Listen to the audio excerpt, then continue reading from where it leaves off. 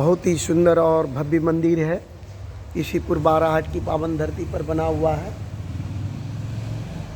यहाँ प्रत्येक दिन शिव पुराण महात्म की कथा का पाठ किया जाता है।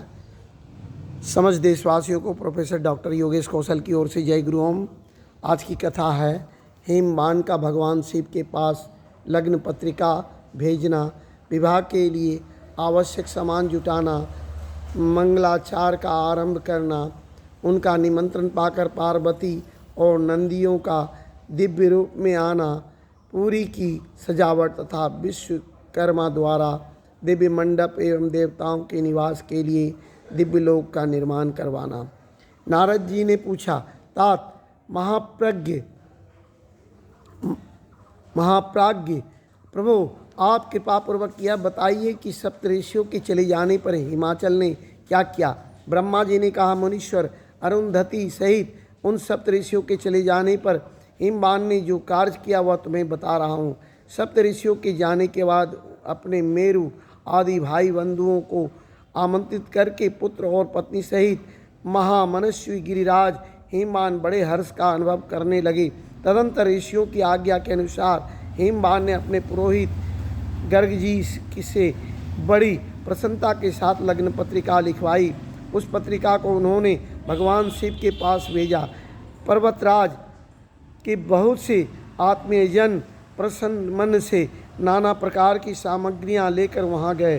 कैलाश पर भगवान शिव के समीप पहुंचकर उन लोगों ने शिव को तिलक लगाया और वह लग्न पत्र उनके हाथ में दिया।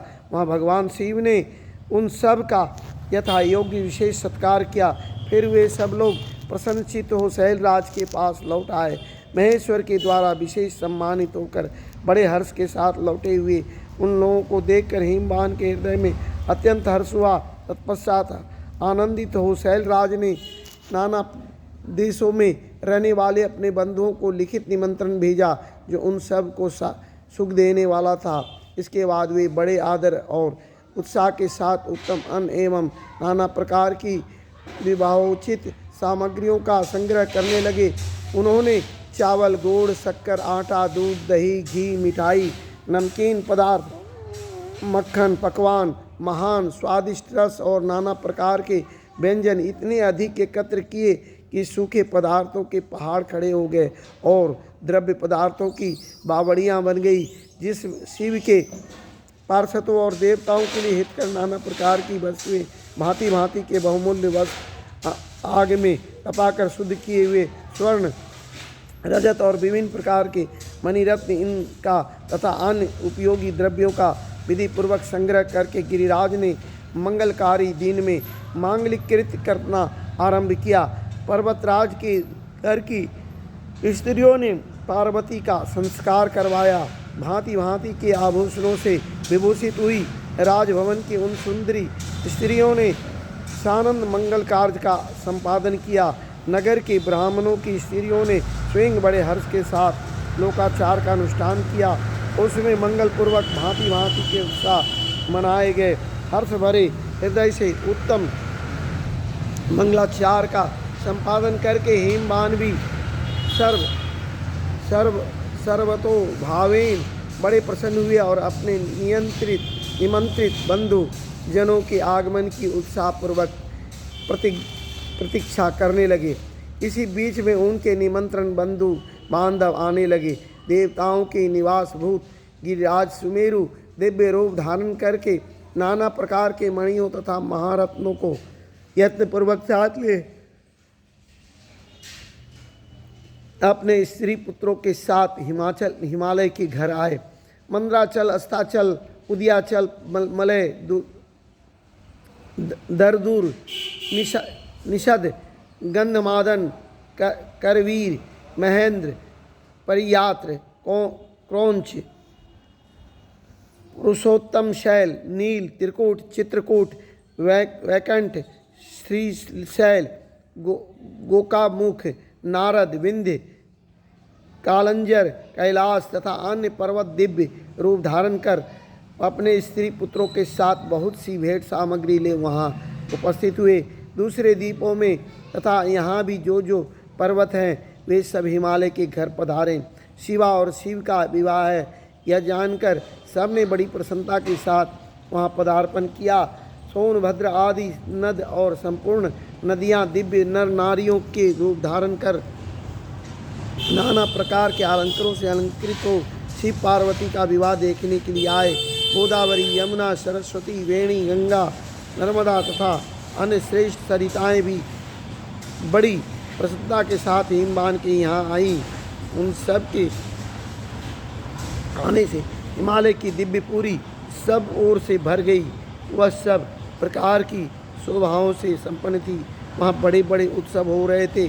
ध्वजा पताकाएँ फहरा रही थी। वंदनवारों से उसकी अधिक शोभा होती थी। चारों ओर चंदोवे तने होने से वहाँ सूर्य का दर्शन नहीं होता था। भांति भांति की नीली, पीली आदि प्रभा उस पुरी की शोभा बढ़ाती थी। हिमालय ने भी बड़ी प्रसन्नतापूर्वक साथ अपने यहाँ पधारे हुए सभी स्त्री पुरुषों का यथायोग्य आदर सत्कार किया और सबको अलग अलग सुंदर स्थानों में ठहराया। अनेकानेक उपयुक्त सामग्री देकर सबको पूर्ण संतुष्ट किया। मुनिश्रेष्ठ तदंतर शैलराज हिमवान ने प्रसन्न हो महान उत्सव से परिपूर्ण अपने नगर को विचित्र रीति से सजाना आरंभ किया। सड़कों को झाड़ बुहार कर उन पर छिड़काव कराया। उन्हें बहुमूल्य साधनों से सुसज्जित एवं शोभित किया। प्रत्येक घर के दरवाजे पर केले आदि मांगलिक वृक्ष लगवाए और उन्हें मांगलिक द्रव्यों से संयुक्त किया। आंगन को केले के खंभों से संयुक्त किया। आंगन को केले के खंभों से सजाया। रेशमी की डोरों से आम के पल्लव बांधकर चंदनवारी बनवाई और उन्हें उन खंभों के चारों ओर लगवा दिया। मालती के फूलों की मालाएं उस आंगन की सब ओर लटका दी गईं। सुंदर और तोरणों से वह आंगन का भाग अत्यंत प्रकाशमान जान पड़ता था। चारों दिशाओं में मंगल सूचक शुभ द्रव्य रखे गए थे जो उस प्रांगण की शोभा बढ़ा रहे थे। इसी प्रकार अत्यंत प्रसन्न से भरे हुए गिरिराज हिमवान ने महान प्रभावशाली गर्ग मुनि को आगे करके अपनी पुत्री के लिए प्रस्तुत करने योग्य सारा उत्तम मंगल कार्य संपन्न किया। उन्होंने विश्वकर्मा को बुलाकर आदरपूर्वक एक मंडप बनवाया जिसका विस्तार बहुत अधिक था।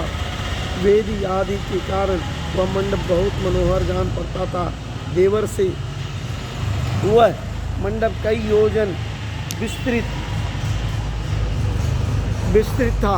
अनेक शुभ लक्षणों से युक्त तथा नाना प्रकार के आश्चर्यों से परिपूर्ण था। वहाँ स्थावर और जंगम सभी वस्तुएं कृत्रिम बनी थी परंतु असली वस्तुओं के समान प्रतीत होती थी। उनसे उस मंडप की मनोहरता बढ़ गई थी। वहाँ सब और ऐसी अद्भुत वस्तुएं थी जो उस मंडप का सर्वस्व जान पड़ती थी। नाना प्रकार की निराली वस्तुओं का चमत्कार वहाँ छा रहा था। वहाँ की स्थावर वस्तुओं से जंगम और जंगम वस्तुओं से स्थावर पराजित हो रहे थे अर्थात वे एक दूसरे से बढ़कर शोभाशाली और चमत्कारपूर्ण दिखाई देते थे। उस मंडप की स्थल भूमि जल से पराजित हो रही थी अर्थात चतुर से चतुर मनुष्य भी यह नहीं जान पाते थे इसमें कहाँ जल है और कहाँ स्थल। कहीं कृत्रिम सिंह बने थे और कहीं सरसों की पंक्तियाँ, कहीं बनावट मोर थे जो अपनी सुंदरता से मन को मोह लेते थे। कहीं कृत्रिम स्त्रियाँ थीं जो पुरुषों के साथ नृत्य करती हुई देखी जाती थी। वे कृत्रिम होने पर भी सब लोगों की ओर देखती और उनके मन को मोह में डाल देती थी। उसी विधि से मनोहर द्वारपाल बने थे जो स्थावर होने पर भी जंगमों के समान जान पड़ते थे। वे अपने हाथों से धनुष उठाकर उन्हें खींचते देखे जाते थे। द्वार पर कृत्रिम महालक्ष्मी खड़ी थी। इनकी रचना अद्भुत थी। वह समस्त शुभ लक्षणों से संयुक्त दिखाई देती थी। उन्हें देखकर ऐसा जान पड़ता था मानो क्षीर सागर से साक्षात लक्ष्मी ही आ गई हो। उस मंडप में स्थान स्थान पर सजे सजाए कृत्रिम हाथी खड़े किए गए थे जो असली हाथियों के समान ही प्रतीत होते थे।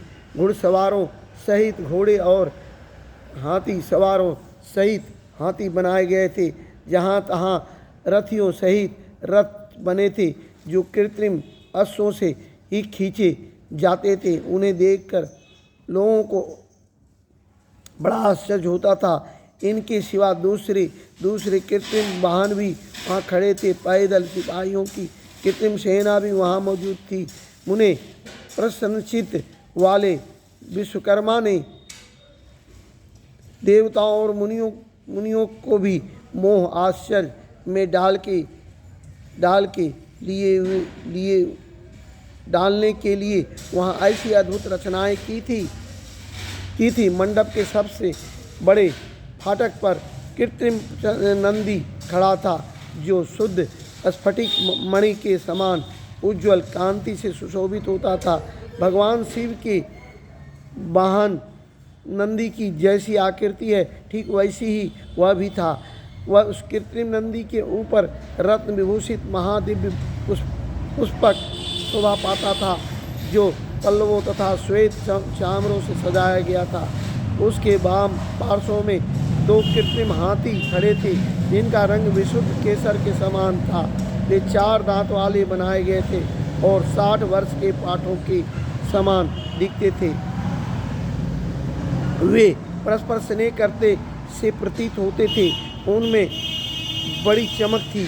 इसी प्रकार सूर्य के समान अत्यंत प्रकाशवान 2 दिव्य अश्व भी विश्वकर्मा ने बनाए थे, जो चंवर से अलंकृत और दिव्य आभूषणों से विभूषित थे। श्रेष्ठ रत्नमय आभूषणों से संपन्न कवचधारी लोकपाल तथा संपूर्ण देवता भी वहाँ विश्वकर्मा द्वारा रचे गए थे, जो ठीक उन्हीं लोकपालों और देवताओं से मिलते जुलते थे। इसी तरह भृगु आदि समस्त तपोधन ऋषि, अन्यान देवता और सिद्ध भी उनके द्वारा वहाँ निर्मित हुए थे। गरुड़ और समस्त पार्षदों से युक्त भगवान विष्णु का कृत्रिम विग्रह भी विश्वकर्मा ने बनाया था, जिसका स्वरूप साक्षात श्री हरि के समान ही आश्चर्यजनक था। नारद उसी प्रकार पुत्रों, वेदों और सिद्धों से घिरे हुए मुझ ब्रह्मा की भी प्रतिमा वहाँ बनाई गई थी, जो मेरे समान ही वैदिक सूक्तों का पाठ कर रही थी। ऐरावत हाथी पर चढ़े हुए देवराज इंद्र भी वहाँ दल बल के साथ खड़े थे। वे भी कृत्रिम ही बनाए गए थे और परिपूर्ण चंद्रमा के समान प्रकाशित होते थे। देवर से बहुत कहने से क्या लाभ। हिमाचल से प्रेरित हुए विश्वकर्मा ने वहाँ शीघ्र ही संपूर्ण देव समाज के कृत्रिम विग्रहों का निर्माण कर लिया था। इस प्रकार उन्होंने दिव्य मंडप की रचना की थी। वह मंडप अनेक आश्चर्यों से युक्त, महान तथा देवताओं को भी मोह लेने वाला था। तदंतर गिरिराज हिमवान की आज्ञा से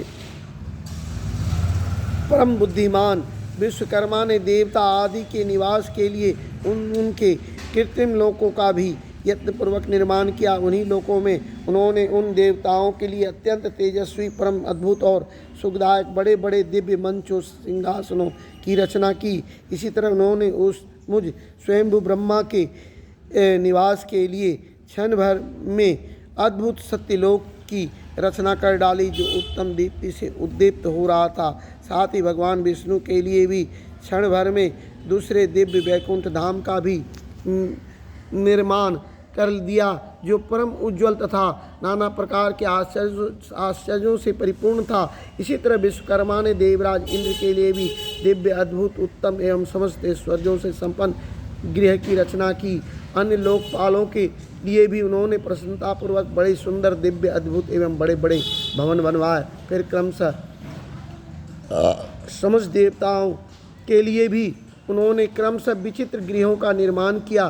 परम बुद्धिमान विश्वकर्मा को भगवान शंकर का महान वर प्राप्त था, इसलिए उन्होंने शिव के संतोष के लिए क्षण भर में इन सब वस्तुओं की रचना कर डाली।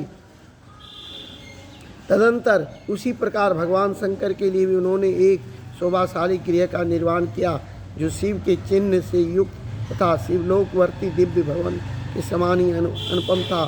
श्रेष्ठ देवताओं ने उसकी भूरी भूरी प्रशंसा की थी। वह परम उज्ज्वल, महान प्रभापुंज से उद्भासित, उत्तम और अद्भुत था। विश्वकर्मा ने भगवान शिव की प्रसन्नता के लिए वहाँ ऐसी अद्भुत रचना की थी, जो परम उज्जवल होने के साथ ही साक्षात महादेव जी को भी आश्चर्य में डालने वाली थी। इस प्रकार यह सारा लौकिक व्यवहार करके हिमाचल बड़ी प्रसन्नता के साथ भगवान शंभु के शुभागमन की प्रतीक्षा करने लगे। देवर से हिमालय का यह सारा आनंददायक वृतांत मैंने तुमसे कह सुनाया, अब और क्या सुनना चाहते हो। अध्याय 37-38। बोलिए प्रेम से हर हर महादेव की जय। मैया पार्वती की जय। माँ काली की जय। महाबली बजरंग बली की जय। अपने माता पिता की जय। सनातन धर्म की जय। जय गुरु ओम।